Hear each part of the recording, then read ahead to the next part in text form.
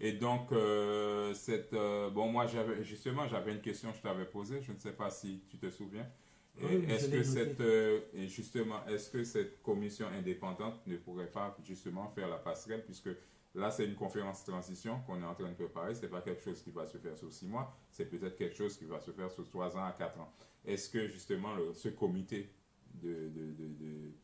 cette commission indépendante ne pourra pas justement jouer le rôle de l'exécutif Non, non, non, durant non, la conférence nationale non, souveraine? non, non, Comment tu le vois? non, non, non, non, l'exécutif ne doit jamais être remplacé. Ok, Si vous remplacez l'exécutif, vous coulez le pays. d'accord. Il faut laisser ceux qui étaient aux affaires être là, D'accord. Donc le remplacement se fera progressivement. progressivement. Ok, Et le remplacement ne se fait pas par des personnes, mais plutôt par le travail. d'accord. C'est-à-dire qu'on améliore toutes les structures productrices du pays Ok. avec les mêmes personnes. Mhm. Et vous regardez comment est-ce que ça marche. Mhm. Là où ça ne marche pas, vous intervenez comme un inspecteur de police intervient dans une enquête. Mhm. Donc vous faites ce travail-là dans le but de faire marcher le pays. Et quand vous voyez que toute chose marche dans le pays, vous dites maintenant aux gens, nous allons aller aux élections. Nous allons aller aux élections. Nous allons aller aux élections. Donc ceux qui sont au pouvoir doivent se présenter Tu dois se présenter. ou ne doivent pas se présenter. Exactement. Parce qu'il y a une autre équipe qui va remplacer la vieille équipe. La vieille équipe. Et cette équipe doit être issue des nouvelles élections. Des nouvelles élections. C'est pourquoi vous n'enlevez pas ceux qui étaient là, parce que vous n'en avez pas le droit. Légalement, vous n'en avez pas le droit. Ils sont là, ils sont là. Votre travail, c'est de faire que les choses marchent. Et quand vous avez fait marcher les choses, vous dites aux gens d'aller aux élections. Et aux élections, la population choisit ceux à qui il lègue Ouais, la non, mais souveraineté. c'était bien de rappeler ce point-là parce que j'ai l'impression que beaucoup ont peur de cette conférence nationale souveraine parce qu'ils ont l'impression qu'on va leur enlever leur poste. Donc c'était important, on va leur enlever Non, leur position non, on va pendant pas- la conférence On ne nationale va pas souveraine. leur enlever leur poste. Leur De poste. toutes les façons, Mhm. qu'est-ce que je peux dire aux gens? Il y a deux dossiers qui peuvent instruire les gens. Mhm. Que les gens, telles qu'elles se sont passées en Afrique, Mhm. mais que les gens regardent aussi la conférence nationale de la France De la France. au XVIIIe siècle. C'était les États généraux qu'un roi a fait faire sous les travaux Mhm. de Jean-Jacques Rousseau. De Jean-Jacques Rousseau. Donc, instruisez-vous sur Jean-Jacques Rousseau. C'est lui qui a imaginé la première conférence nationale qui s'est tenue sous la forme des États généraux en France. En France. C'est toujours une tête qui Une tête. pense à quelque. C'est comme ça que ça marche. Exact, exact. Donc, je tenais à vous rappeler, en fait, ces différents points. Il y a la formation, mais il y a aussi la démarche de mobiliser, de recruter de nouvelles personnes qui puissent aussi aller vendre ce programme-là devant les autorités, devant les puissances qui sont au pouvoir. Donc, voilà, normalement, notre formation s'est terminée. Je pense que je vais pouvoir vous libérer. Déjà, je ne sais pas quelle heure il est. Je crois que je vais libérer l'homme de Dieu à Camon. Et donc, on va pouvoir, comment dirais-je, continuer nos échanges. Encore merci d'avoir été présent. Je ne sais pas si Maggie ou bien Prophète Sirion qui n'ont pas parlé, s'ils veulent dire quelque chose. Je ne sais pas si aussi, William, tu veux dire quelque chose. Vas-y, Prophète Sirion, à toi. Bonsoir à vous tous. Bonsoir. Et comme je vois l'intervenant parle français, il ne parle pas créole, ce n'est pas un problème. Déjà, le sang d'Haïtien est dans ses veines, puisque les Haïtiens et tous les Noirs sont tous des Africains. Et ça, c'est notre marque fabrique. C'est une belle initiative et merci encore Patrick parce que je sais que vous aviez toujours pensé à Haïti, comment Haïti devait développer. Et moi, je suis pour tous les changements et cette communauté est déjà, j'enlève la main pour dire oui, je suis prêt à contribuer de tout moi-même pour pouvoir construire cette communauté et pour que finalement Haïti aille en avant et le peuple haïtien, quand même, respire un nouveau air. Merci et salutations à vous tous qui êtes branchés. Bravo, bravo. Encore merci. Bon, ben, on va de toute façon, après la vidéo, discuter. Bon, je vais laisser quand même la parole à Maggie et je vois que peut-être il y a aussi... Vas-y, à toi Maggie et puis on va entrer à quelqu'un d'autre après. Je salue d'abord tout le... Oui. La vidéo. Ok. En tout cas, encore une fois, je félicite Frère Patrick ton courage et ton dévouement pour ce projet. Donc, bon, j'ai tout entendu. Ce qu'il y a, je m'interroge sur la manière dont vous allez pouvoir mettre en place la participation de cette population. Parce que j'ai entendu que vous avez parlé des différents corps de métier, mais comment vous allez impacter chaque ville, ou peut-être région, je ne sais pas. Est-ce qu'il y aura un représentant dans chaque ville ou dans les régions, ou voilà, comment arriver à ce que vraiment toute la population soit impliquée et pas seulement ceux qui ont forcément un métier ou une activité, parce qu'on sait très bien que le taux de chômage en Haïti est très élevé.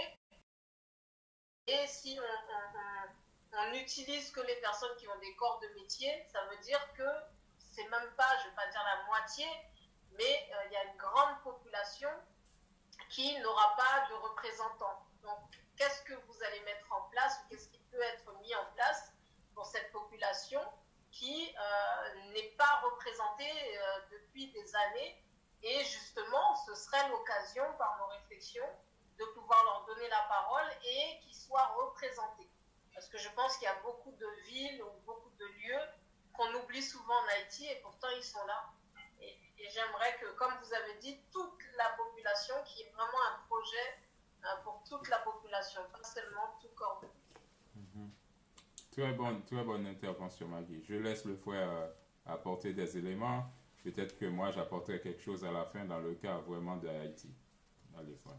Ma sœur, il y a dans votre ministère de l'administration du territoire un fichier national qui tienne compte de toute la nation.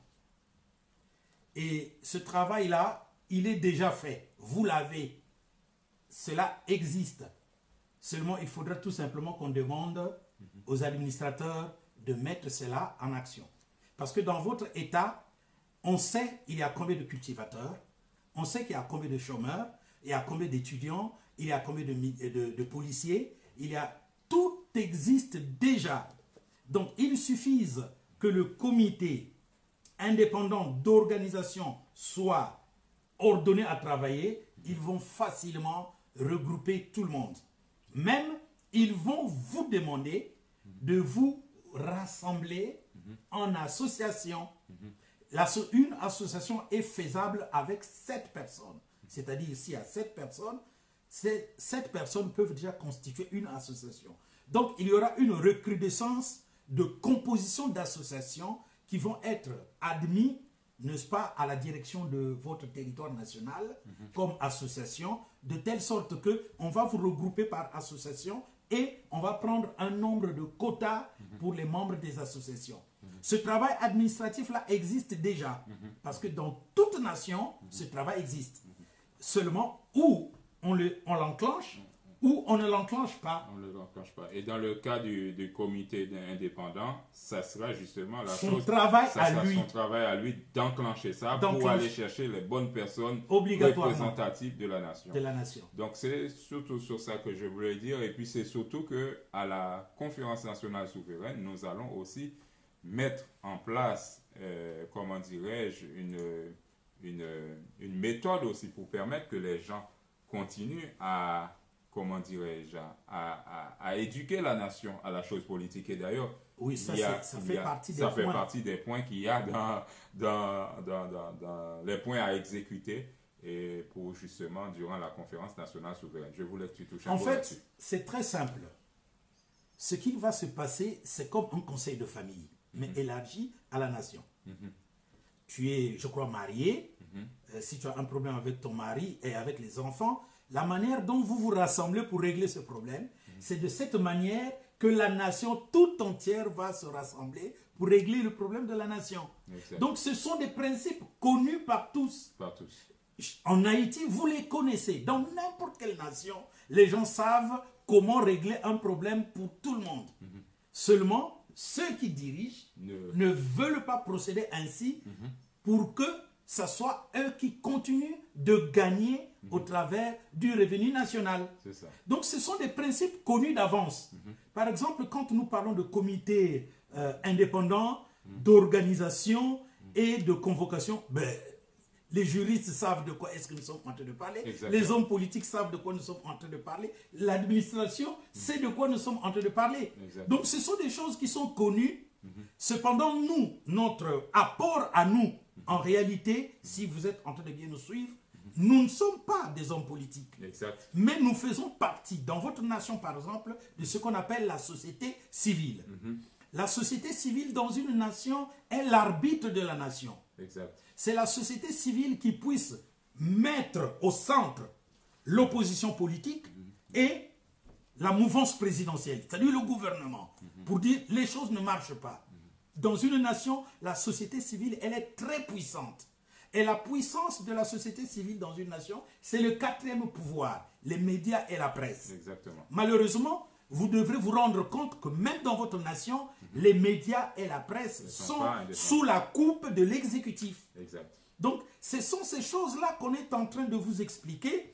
Et donc, si vous ne posez pas, par exemple, une telle bonne question, je n'aurais pas eu le temps, n'est-ce pas, de vous expliquer. Et même là, je suis derrière le temps. Donc, je vais m'arranger de telle sorte que ça soit des questions que nous allons aborder dans la conclusion. Dans la conclusion. Mais si vous ne me posez pas la question, bon, je me dis... Vous avez compris. Non, je me dis qu'ils connaissent. Ouais. Parce que c'est normalement des choses qui sont connues. C'est parce que dans notre nation ou dans les nations où il y a des dictatures, il n'y a pas une éducation juridique. Exactement. On n'éduque pas la population sur la jurisprudence. Mais si la nation... Attends Oui. 2 minutes, on va te donner la parole, mais il y a je crois, alors, alors j'ai le nom, mais le problème c'est que tu m'as parlé avec un numéro, donc j'ai oublié Hugues. Il y a Hugues qui doit parler avant, et ensuite on va te donner la parole. Donc c'est comme ça, il ne faut pas trop se poser des questions sur les choses qui administrativement sont connues. Elles sont connues. Les mécanismes existent, il suffit de les enclencher. De les enclencher. Voilà. Pour que l'exercice du pouvoir soit beaucoup plus Démocratique et puis que ça permette de... À toi, Hugues. Hugues, tu voulais rajouter quelque chose pour compléter le combat que nous menons. Vas-y, Hugues. Tout à fait. Il y a un de nos camarades tout à l'heure qui est intervenu et qui a parlé qu'il ne voyait pas, qu'il attendait déjà de voir ce que ça a donné au Congo avant de l'accepter en Haïti. De l'application en Haïti. Moi, j'allais lui répondre, ainsi qu'à tous ceux qui sont encore dans un état d'attente ou d'attente de résultats ou d'efficacité de l'intervention, qu'il ne faut pas rester, comment dire, attentiste. Il y a quelque chose qui est proposé. Il faut bouger. Tout l'univers est mouvement. Et il ne faut pas rester statique, parce que rester statique, il faut tenter quelque chose en tout. Qui ne risque rien à rien. Exactement. Et aujourd'hui, il y a aussi, je voulais lui apporter également étayer sur autre chose aussi, et que si je prends l'exemple du peuple hébreu qui a été éparpillé dans le monde, malgré qu'ils soient éparpillés dans le monde, ils se défendent, ils sont unis, ils se battent ensemble. Ils ont même réussi à créer un État. D'accord? Et pourquoi nous, les Noirs, qui sommes pas forcément liés par une religion, mais qui sommes issus du même continent. Les Béninois, les Haïtiens, les Congolais, etc., on a tous, surtout les Béninois et les Haïtiens, on est cousins, quelque part. On a une histoire commune. Au Congo et d'autres pays, on a une histoire commune. Par contre, tous, on a une histoire commune qui est africaine. D'accord? Donc, pourquoi on devrait attendre que quelque chose fonctionne ailleurs? Ou alors, pourquoi on devrait se séparer, travailler chacun dans son coin? Ouais, exact. Comme notre camarade, notre ami Michael disait tout à l'heure, la conférence de Berlin de 1885, elle a servi à diviser. L'Afrique a été partagée. La conférence de Berlin. Voilà. Elle a été créée pour créer la division. Et aujourd'hui, il faut qu'on reprenne la main. Et comme tu disais tout à l'heure, il faut inverser cette conférence-là. Pour qu'enfin, on puisse travailler tous ensemble, on puisse se sentir le même peuple. Et qu'on ne voit plus le Béninois, ne voit plus le Togolais, le Congolais, le Sénégalais, etc., comme un étranger. Et que l'Haïtien sache qu'en Afrique, il est chez lui. Que l'Africain qui part aux Antilles, en Haïti ou en Guyane, ou je ne sais pas où, sache qu'il est chez lui également. Parce qu'il a sa tendance là-bas, il a les siens qui sont là-bas. Voilà. Et que eux, ils peuvent revenir. Il y a beaucoup de personnes de la diaspora américaine, africaine, américaine d'issue de l'Afrique, et antillaises qui viennent au Bénin. J'en parle souvent quand je vais au Bénin, et qui vont également au Congo, etc. Mais ils sont bien accueillis. Comment elle s'appelle déjà? Michael Jean, elle a fait un voyage au Bénin la dernière fois. Elle est partie au temple du Python, elle est partie à Ouida. Elle a fait comment dire, elle a fait le trajet, elle a été visiter les forts, etc. D'où partaient les esclaves. Elle a été reçue. On lui a signifié bienvenue au pays, bienvenue au retour au pays. Voilà. Donc, il faut dire qu'il y a encore le lien qui existe. Exploitons ce lien-là.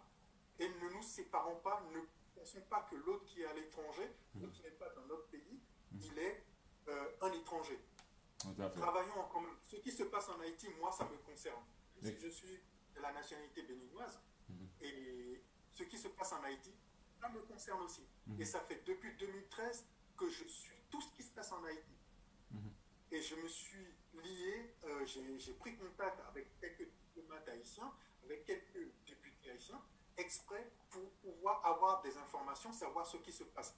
Là, quand les Haïtiens vont travailler en République dominicaine et qu'il se passe des choses là-bas, moi, avec l'ancienne chef de mission au Japon. Pardon? Au Japon? Non. Au Japon, tout à fait. Mais écoutez, moi, je regardais avec elle tout ce qui se passait, elle m'expliquait tout ce qui se passait, et des fois, on rédigeait le courrier ensemble. Ok. Donc voilà, travaillons ensemble, voyons que ceux qui se touchent un peu, le peuple noir dans le monde, ça nous touche tous. Exact. Voilà. Bravo. C'est ce que je voulais dire. Très belle intervention, merci Hugues. Bravo, on va quand même arrêter la formation. Donc j'espère que vous avez compris ce point qui concerne démontrer notre maturité politique et qu'il y aura un travail qui va être fait dans ce sens. J'ai un message qui me dit, quel que soit côté noir dans le monde là, ça y est, ces problèmes, ça y est en général. Donc, je crois que c'est Hugues qui veut me montrer qu'il écrit très bien le créole. Très bien, Hugues. Bravo, Hugues. Il écrit parfaitement bien le créole et voilà, c'est bien. Donc, on va s'arrêter là. Donc, le prochain point, ça sera donc élaboration d'une constitution centenaire. Il me semble que c'est ça. L'élaboration d'une constitution centenaire, c'est sur ça que nous pourrons travailler. C'est sur ça qu'on travaillera la prochaine séance de formation.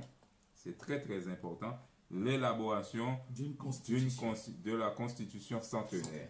Voilà. Donc c'est sur ça que nous allons travailler la prochaine fois. N'hésitez pas à inviter d'autres personnes. J'ai envoyé le lien pour vous inscrire, ceux qui n'ont pas encore fait leur inscription dans le comité de soutien. Faites le nécessaire, faites vos inscriptions. Donc ce n'est pas une question d'argent, mais on a besoin que vous puissiez commencer à intégrer les choses, qu'on puisse commencer à nous compter aussi. C'est important.